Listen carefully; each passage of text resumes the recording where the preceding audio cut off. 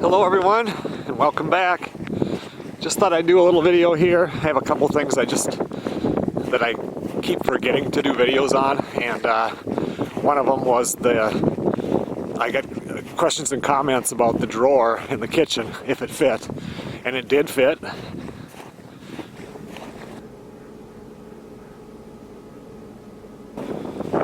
So it's nice to have that drawer in there now. I think we only have a pen in there, but eventually something will go in there. I'm just coming out here right now because I took this SD card out a couple days ago, and I did actually get some footage of the deer during the snowstorm.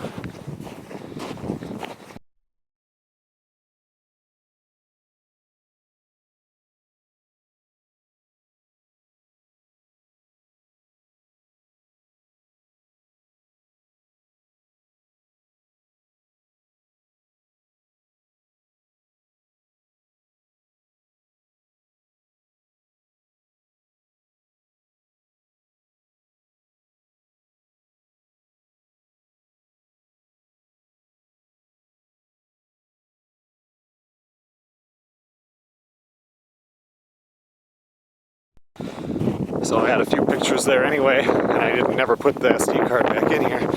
So I thought I would do it right now. Looks like I need to throw a little more corn out here, but they've been chewing away. They were out here this morning eating off these blocks. Last night, right before bed, I looked at the temperature gauge and it was 18 below zero. It's warmed up now to, I think it's about 2 degrees. Not a bad morning. I bought that radial arm saw that I showed in that last video just a little bit in the dark. In that video I said we'd take a better look when it got light out, so I wanted to do that. I've been getting a lot of comments on the snow, you know, using the snow blower.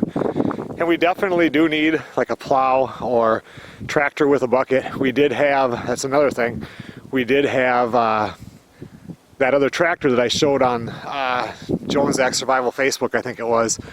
And we were gonna buy that tractor, and the deal was the guy had to get it started, and he could not get it started. He had a mechanic out there, it was froze up, and they finally got it to break loose, and the guy messaged me and he said, you know what? I'd rather make a friend than a sale. Don't buy this tractor. So we didn't. We're still looking. There was another one that I was just looking at online and talked to the people a couple days ago. But I don't know. Right now, everything costs money to do it. Like they said, put a plow on my other truck, which we might do. I know I want a tractor here because we have a lot of stuff to do, and a tractor would come in real handy.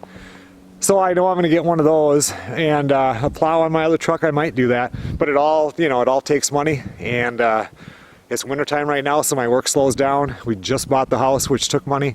So everything in its own due time. I've been getting some comments from people, mainly that live down south, that don't really deal with the snow, and it's like, with my four-wheel drive truck, why don't I just not bother snow blowing and then just drive in and out, which I could do. But with Melissa's company vehicle, she wouldn't be able to make it out. And you have to remember, we get about between like 60 and 70 inches of snow. So, I mean, you don't get it all piled up at one time. It snows, it melts a little, it snows, it melts a little. But it'll be at least knee deep here. And once you drive in and out on the driveway, it gets packed down. The snowplow goes on the outer part of the road, on the outer part of the driveway, and there gets some hump there, and then that freezes and it's an ice chunk and you just can't get over it. So you've got to constantly keep up on your snow, or you really have a mess and you're just going to be getting stuck in your driveway all the time.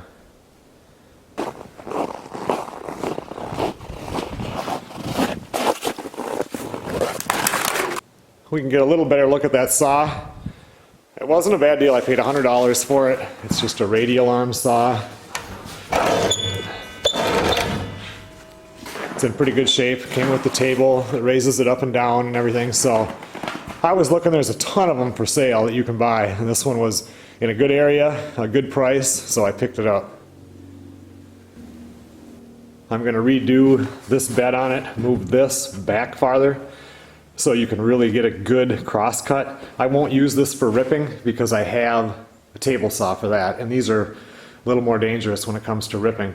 But for cross cutting, you know, people don't use these saws that much anymore because now we've got the compound sliding miter boxes, and I wish I have one at the other workshop, and they work good, but I can still, like a 12-inch board, you cut and then you have to lift up on the board at the end to cut that full 12 inches. Something like this, I'll be able to cut probably up to 16 inches once I move this back.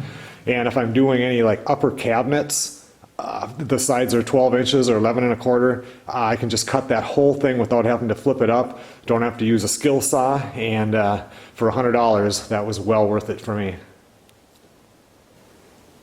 So even though it won't get used a real lot, just having it there is going to be really nice. Same with that lathe that you guys saw before, and now I've got the second joiner, planer, whatever you want right there. It's just nice to have the tools in the workshop. I'm here today now until lunch. I'll have lunch with Melissa, then I have to head back. The rest of the week is pretty busy with work right now. It's supposed to warm up, might even get up to 40 degrees down there. It's gonna, like, wow, everything's gonna start to melt. And you just can't, we could have worked today. Today is a work day, but it's so cold that I had to call it. And so I want to get a lot done in the next few days. I've had a few comments on the workshop. When I'm going to actually partition that off, if I'm going to do it this winter, I'll definitely wait until spring. I mean, there's just stuff that has to be done on here. And it'll be much easier to do once it warms up. But it will be exciting when I finally get started on that. I think I said in one of the last videos how I'm going to put the tin back up here. They've got 1.5 or 2-inch styrofoam for insulation, which I'll leave up there and put the tin up. And then I'm going to come in here and I'm going to blow probably 14 or 16 inches of insulation above all that. And I'm going to do the whole entire barn or the whole entire building. So if I want to heat it back here, that part's done. And I mean, it won't take all that much to heat it with all that insulation.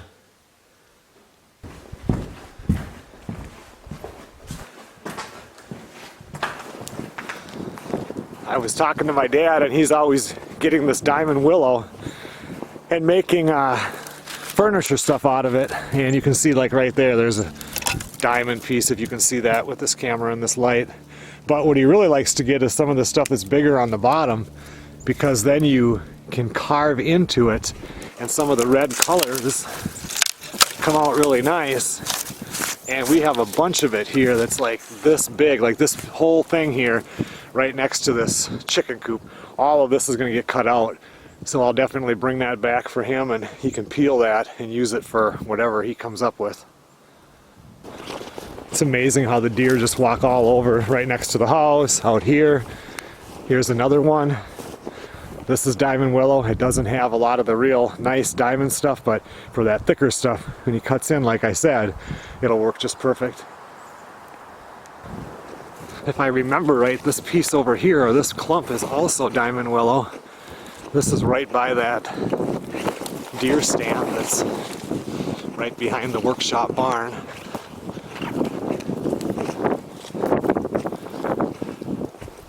Yeah, this is all diamond willow and some nice stuff. He'll be happy to get this. You can see out here when you get into this places where there's grass, that snow is up past my knees now. It's snowing again right now. Okay everyone, well thanks a lot for watching. I'm going to start my truck right now so it can warm up. What are you doing, Joni? Get in there and have some lunch and head south. I'll see you guys on the next video.